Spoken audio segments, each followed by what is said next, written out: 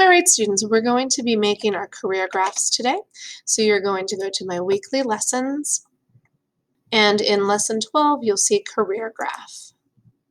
It gives you the breakdown, and since you were absent, you'll need to complete this at home.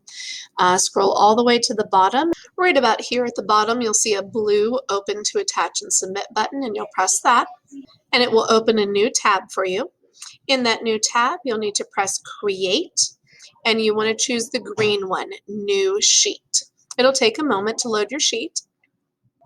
Then you can click on your file. It will say your name and career graph. All right, it has automatically put you into cell A1, and this is where we're going to type minimum wage. Please capitalize it and spell it the way that I do. Then we hit tab to go to B1. This one is going to be average salary. We'll hit tab to go to C1, and this is going to be what we copy from your paper, and I've emailed this data to you since you were absent. You are going to type whatever your career that you researched is, followed by the word salary. You may pause while you do those steps. All right, now we're going to put in those salaries. So a minimum wage job is $7.25 an hour times 40 hours a week times 52 weeks a year, which gives us a grand total of $15,080. So what I've done is I've typed the dollar sign with shift number 4, 15080. When I hit tab, it puts it in with the correct formatting. Now for the average salary, I'm going to do the dollar sign again, 51916, and then I hit tab, and then you will copy from your paper or the email that I've sent you what your career's salary was. You may pause while you complete the salary steps. Now we're going to make our graph. We need to select the data, so I'm going to do that by clicking in cell A1 and dragging to cell C2. If you do it wrong and you drag this box, it will mess up your words. So I'm going to Control Z, undo my mistake. I'm going to click right in the middle of minimum wage here, the middle of cell A1, and drag to cell A2. I'm sorry, C2. Now I'm going to put in my graph. Insert is the big fancy word for putting things in, and chart is what they call graphs. It takes a moment, and then it will probably pop up as a pie chart. But we can switch that. We're going to change it to this type of bar graph just to keep things simple. We'll all do it the same way. We're going to go into Customize, and we're going to start in Chart Style. There's only one thing to play with in here, and that would be 3D. You can choose to make it a 3D graph, or if you don't like that, you can keep it 2D. By the way, if at any time you accidentally close out of this chart editor by hitting the X or by clicking off your graph, you can get right back into it by double-clicking on your graph, and it will reopen your chart editor. Okay, so we've completed chart style. Let's go to chart and axis titles. We're going to work a good bit in here. The chart title is going to be annual salary. Please capitalize and spell correctly. Then we're going to come down. You can make it any style font you want. Please put it in the center by choosing your center align.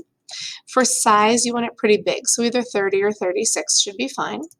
And you may make it any color you want. You may pause and complete that now. After the chart title, we're still in our chart and axis title section, but we're going to switch this to work on our horizontal axis title. Your horizontal axis is the one across the bottom, which is your career path. Again, you can pick a different style for it. For size, I'd probably go somewhere around 20, 18, 20, 24. Any of those are fine. And again, you can pick whatever color you'd like for it. Pause and complete that. Finally, in the chart and axis titles, we're going to switch to our vertical axis title. Your vertical axis is salary. I would probably make it the same size and color as your horizontal axis. They should coordinate so that they look like they go together there. Pause and complete that. Okay, we are now done in the chart and axis titles, so I'm going to close that up, and I'm going to go into series. For series, this is where I can color all of my columns at once, but I'll show you how to color them individually later. What I do want to do in this section, though, is I'm scrolling down until I find data labels. And I'm going to put a check mark in that so that I can see each of the actual salaries for those. I'd probably want to make that a little bit bigger, maybe size 16. If it still doesn't stand out and you want to make it bold, you can do that as well. Please pause and put in your data labels. Okay, so now I am done with most of the stuff in customizing. The only thing left I had mentioned was coloring the bars. We're keeping the background white because these will come out as full sheets of paper, but you can choose whatever color you'd like for the bars. If I click it once, it will take me back where I can change the color for all the bars at once. But if I click the bar again, it will individualize it so I can color that individual bar. And you may pick any color you would like for each of the bars. So now I've clicked on my second bar, or my third bar, I guess technically. Now I'm clicking on my first bar, and I have my colors. You may pause and do that. Okay, I'm done in the chart editor. I just need to set this up for printing. I'm going to grab my graph and move it to the upper left corner. Then I'm going to scroll down, grab this bottom right corner and drag until the bottom edge of my graph is somewhere in row 30. This will be a full sheet of paper.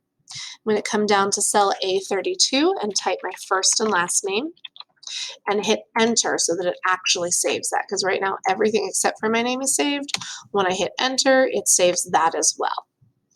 Now that all of my things are saved, I'm ready to turn it in so that I can print it for you. So you're going to close out of your work. That will take you right back into Canvas where you should see the blue submit button.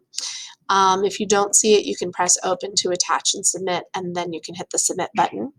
When you see the green check mark, I have your work and I will be able to print for you. Thanks.